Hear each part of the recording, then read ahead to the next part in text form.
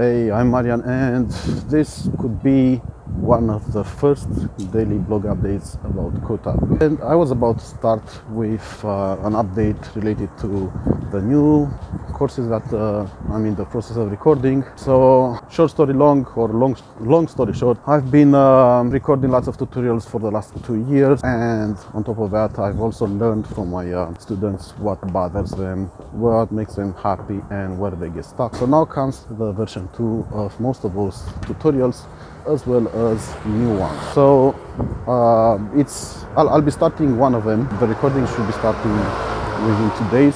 This is about how to become a web developer in 1 day, and that's composed of 2 of them. One is intro into web development, and I'll be talking about HTML, CSS, how a page is structured, and so on.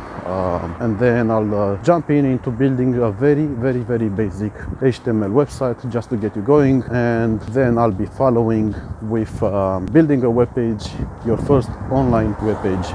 So that's a quick update, and I'll continue today's update with a rant about recruiters, and not all of them, but some of them. So this is more like a rant towards the recruiters that call you, and then they start asking you questions like, do you have experience in HTML, CSS, and then JavaScript, and then some other ones like databases, MySQL, NoSQL, and so on. So the point is, I'll be happy to answer those questions if those questions wouldn't be already answered in the CV. So as a recruiter, please read the CV and stop wasting everybody's time, because this is not a nice way to start a chat, by showing that you don't care about the candidate. So read the CV and stop asking stupid questions. You should ask questions that are unclear in the CV, or you can't find them in the CV, about subjects that are unclear or you can't find them in the CV. Not the ones like, what's your name and do you know HTML and CSS? And by the way, particular to me, not to everybody else, I've been in the web development business for about 22 years. So being a web developer for that long and having a recruiter asking you,